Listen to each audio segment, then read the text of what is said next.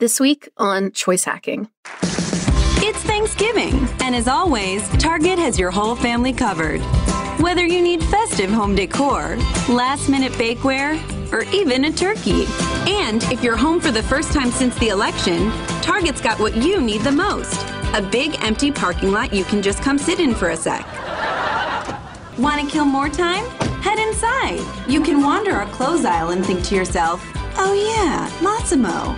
Plop down by our bras and add random numbers on your calculator. Or go to our toy section and just lay down back there. And here's a tip. Check out the Play-Doh. Open the blue one, and surprise, we hid a flask in there for you. Bottoms up, girl. You deserve it. So this Thanksgiving, tell your parents you're going to grab something from Target real quick. Come kick it. Then go home and tell them they didn't have it. It'll be our little secret. American retailer Target is legendary for its almost addictive customer experience. Some customers have even described visiting the low-cost retailer as, quote, a mild high. Now, what is it about this brand that people can't get enough of? Well, it turns out there's some psychology and behavioral science principles that drive this emotional high that people get when they're in the store. Join me today as we examine the science that helped make Target one of the world's most beloved brands, and how you can apply some of their strategies to your own work.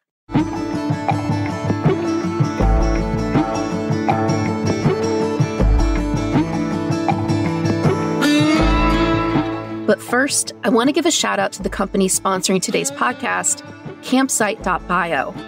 If you're a business, a marketer, a creator, a thought leader, or even a nonprofit who wants to take full advantage of your social media channels to turn your followers into customers, you need a bio link. What's a bio link, you might ask? Well, you know how Instagram, Twitter, and other social channels only let you share one link in your profile?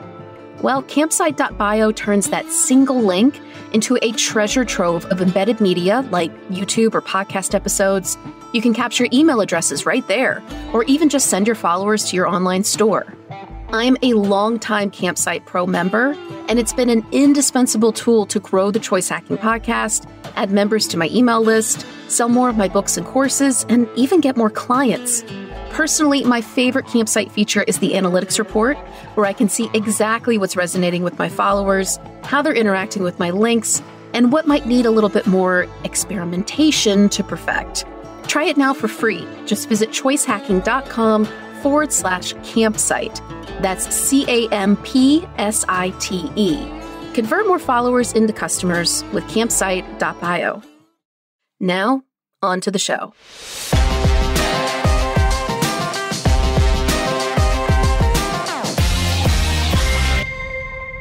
If you love Target, you know how easy it is to go in for just one thing and come out $100 later with a coffee in your hand and wonder what the heck just happened. There's actually a psychological explanation for what's going on. It's something called the Gruen effect.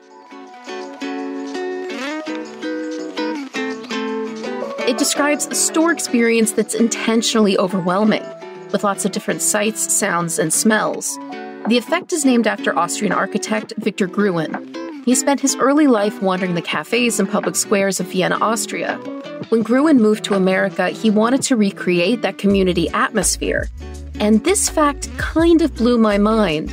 The Dayton Company, which would eventually become the Target Corporation, actually commissioned Gruen to build the very first indoor climate-controlled shopping mall in 1952.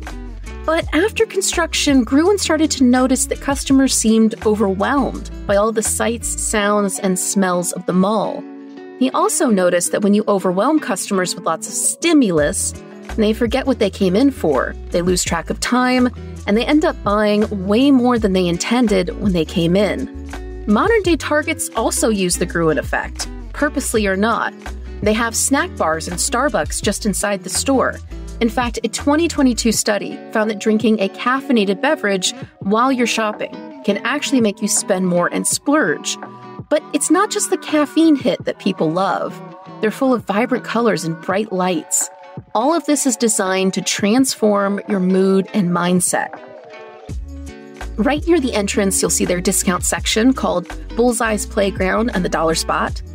That whole section is designed to distract you right away with really cute, really cheap seasonal knickknacks. And do you need any of it? No, but it's too late. You've already been sucked in by all the deals on cute Target stuff. And pretty soon you've got a full cart, a pumpkin spice latte in your hand, and your 20-minute quick trip is 2 hours and counting.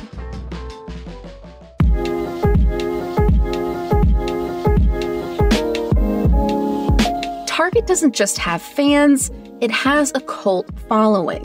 Celebrities like Beyoncé, supermodel Heidi Klum, and even Al Pacino love Target. And that didn't happen by accident. Target has mastered a mix of aspirational design with affordable prices that give it a little something that the Walmarts of the world can't really duplicate. Target calls this strategy design for the masses, and it is an important part of their success. Basically, it works like this. A well-known designer like Isaac Mizrahi, or a more expensive retailer like Vineyard Vines, or even a higher-end fashion brand like Victoria Beckham, partner with Target to create an exclusive collection that's only available for a limited time. I'm excited to be working with Target because they do this so well. The collaborations that they do with designers are so great, and the fact that they asked me to work with them was such an honor. That's Victoria Beckham talking about her partnership with Target in a behind-the-scenes video. You might be asking, how does a discount retailer that sells groceries and home goods become a brand that Victoria Beckham, Posh Spice, says she's honored to partner with? Well, Target works to build a big hype around the partnership.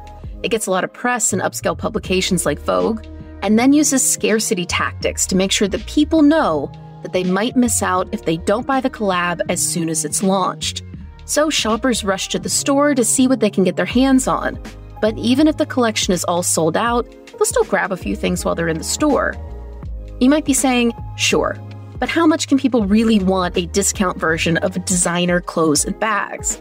Well, when Target partnered with fashion brand Missoni in 2011, here's what happened. The economy may be struggling, but you would not have known it from the lines at Target yesterday. It was a fashion frenzy as shoppers lined up around the block for the opening of the Italian designer Missoni's new line for Target. Within hours, store shelves were empty. The website crashed thanks to record traffic, and our Bianca Rodriguez here with more on the Missoni madness. Frenzied shoppers battling it out, trying to get designer duds for low prices. We had over 100 people waiting out in our lobby to get in. The Italian design team, known for high-end fashion, partnered with the store to premiere a discount collection of women's wear. Lara McKenna bought almost $700 worth of Missoni from Target, including dishes, outfits for her daughters, rain boots, and her favorite, these pumps. It was one of the only pairs left, so I scooped them up and brought them home. In these clips from ABC News, you can see shoppers running to the aisles and snatching items right out of other people's hands. In short, this strategy works. Not only do these partnerships give people a reason to visit the store, but they also give Target design credentials that rub off on their brand and make it feel more upscale. The psychology behind this is something called the halo effect. It describes people's tendency to let one positive trait guide our total opinion of a person, product, or experience. For example, when you share this podcast episode on social media, it makes me think that you're a wonderful person just because of that one nice thing you did for me and the podcast. And when Target partners with famous fashion designers to create more accessible versions of their products, Target themselves seem a little fancier. That's how they got the nickname Target, a play on the French pronunciation of Target, by borrowing some of the shine from designer brands with the halo effect.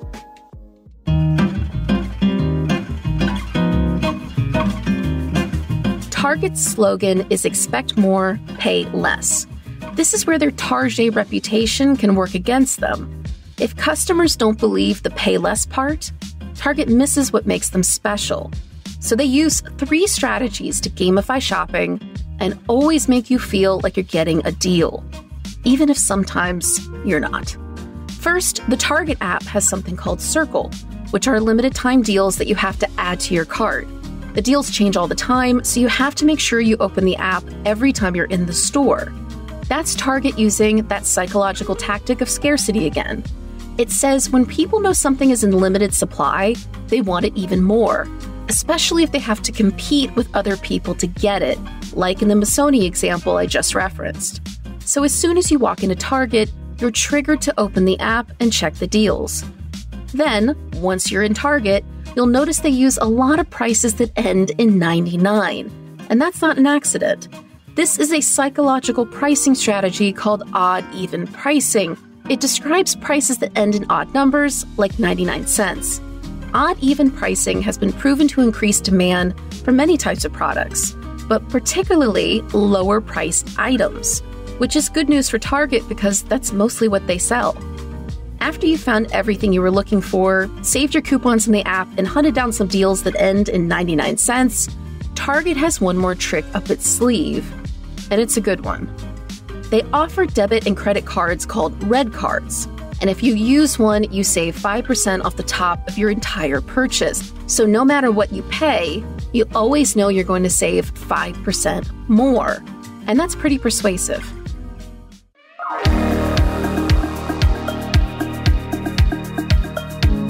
Thank you for listening to the Choice Hacking Podcast.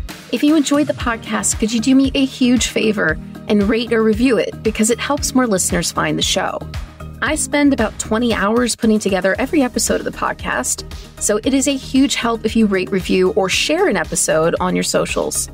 And if you're interested in learning more about how behavioral science and psychology can help you grow your business, I'd like to invite you to sign up for the free Choice Hacking newsletter.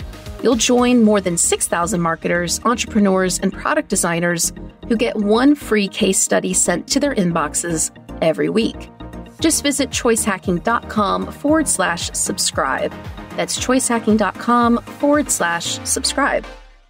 Until next time.